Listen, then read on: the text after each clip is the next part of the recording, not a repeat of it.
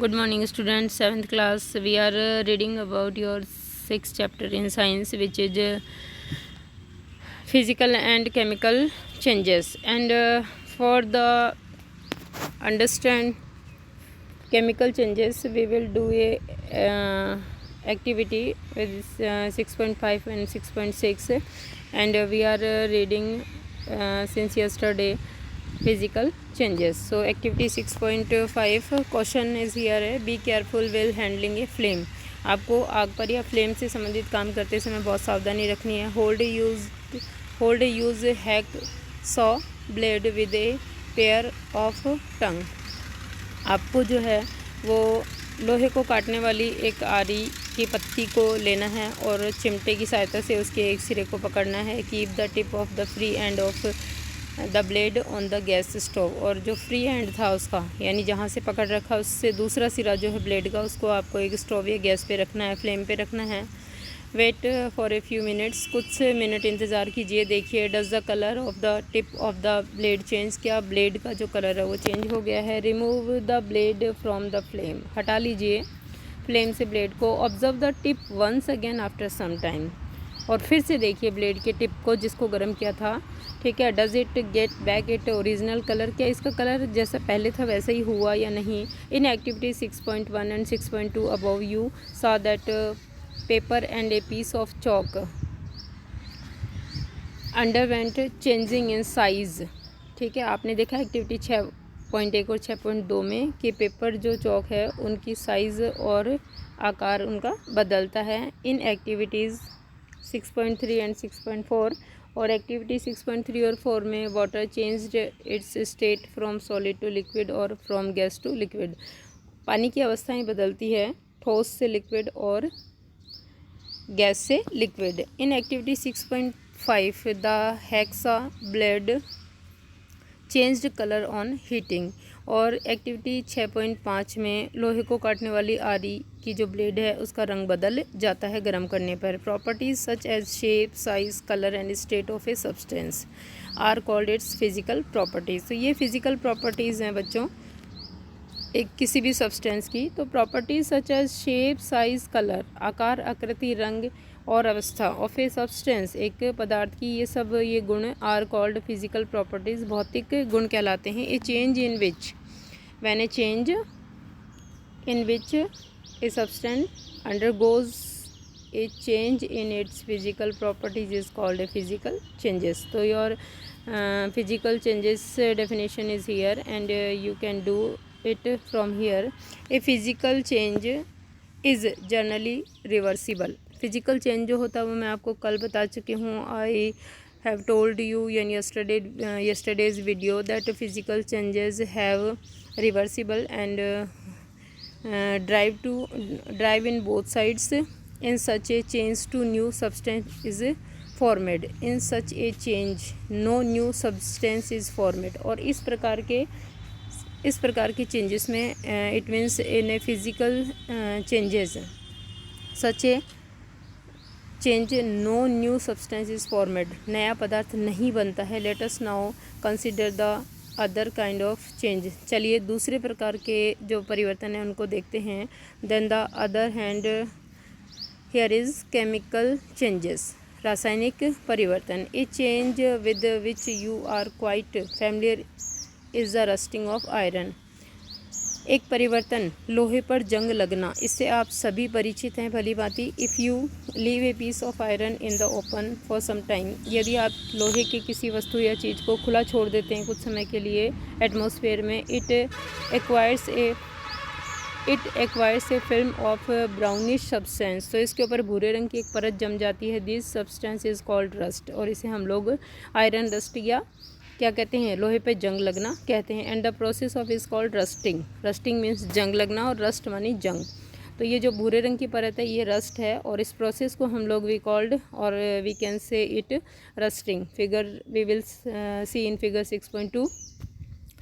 Iron gets off parks और Farmlands, iron benches kept in lawns and gardens, almost ever articles of iron kept in the open gets rusted. जो भी iron से बनी हुई वस्तुएं हैं, चाहे वो लोहे की बेंच हो, कुर्सियां हो, चाहे और कुछ हो, उसको जब हम लोग छोड़ देते हैं खुले में, घरों में हो या लॉन्स में हो, वहाँ खुले में छोड़ देने पर ये सब जो है वो रस्टेड हो जाती है. At home you must have seen solves and shapes getting rusted when expose to the atmosphere और सम टाइम. यदि हम घर में बने हुए कोई भी जो औजार हैं या हथियार हैं उनको, घर में उपस्थित कोई भी औजार या हथियार, चाहे कुल्हाड़ी हो, चिमटा हो, उनको अगर हम लोग खुले में छोड़ देते हैं तो कुछ समय के पश्चात वो क्या हो जाते हैं, रस्टेड हो जाते हैं. तो यहाँ देखिए some rusting irons have seen here. For some time in the kitchen में ए वेट आयरन पैन, तवा, गीला तवा जो है often gets rusted if left in that state for some time.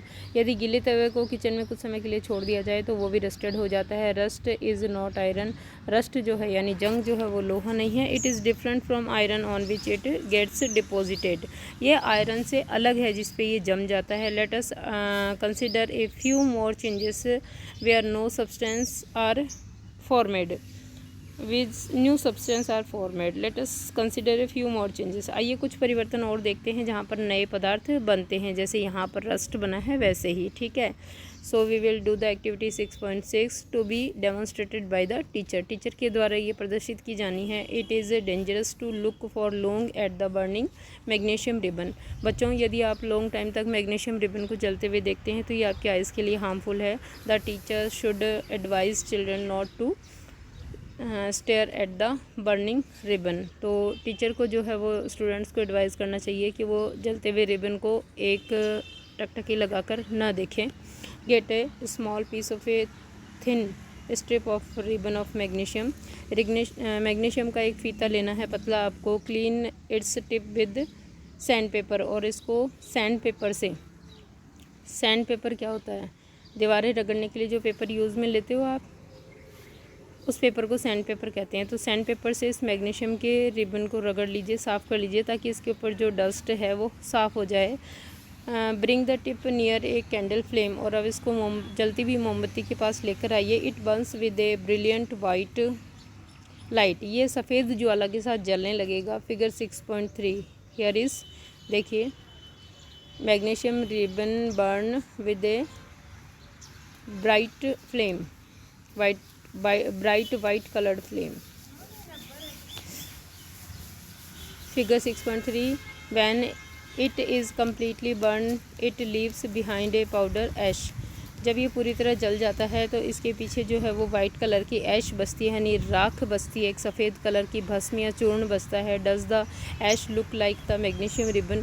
क्या मैग्नीशियम रिबन के जैसा लगता है ये ऐश या भस्म, क्योंकि मैग्नीशियम रिबन से ही बना है ना. The change can be represented by the following equation. और इस चेंज को हम लोग इस इक्वेशन के द्वारा शो कर सकते हैं. Equation is here.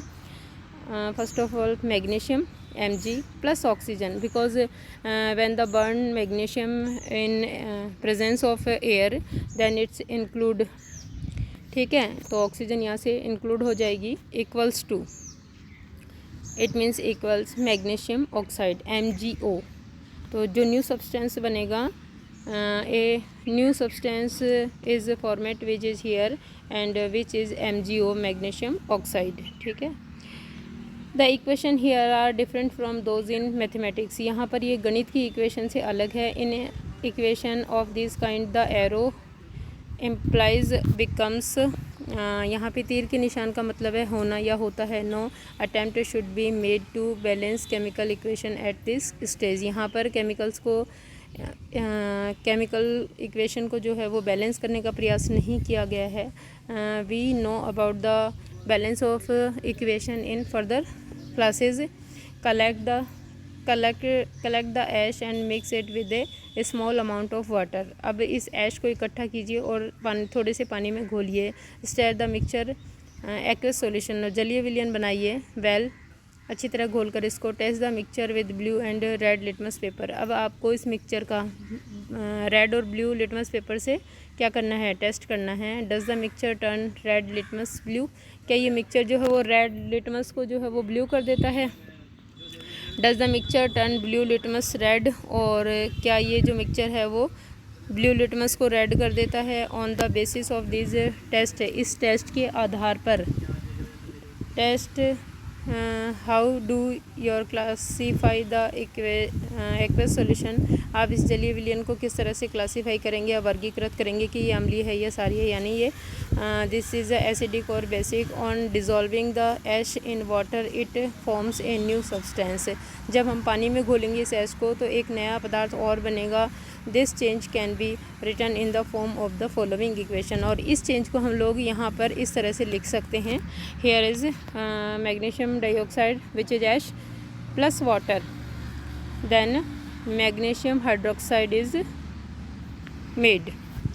As you have already learned in chapter 5, magnesium hydroxide is a base, ये एक क्षारकीय पदार्थ है। So magnesium oxide is a new substance formed on burning of magnesium, इस प्रकार से मैग्नीशियम के रिबन को जलाने पर मैग्नीशियम ऑक्साइड एक नया पदार्थ बना। Magnesium hydroxide is another new substance, और मैग्नीशियम हाइड्रोक्साइड जो कि हमने मैग्नीशियम ऐश को जल में घोला, देन एक पदार्थ बना, वो भी एक न्यू सब्सटेंस है।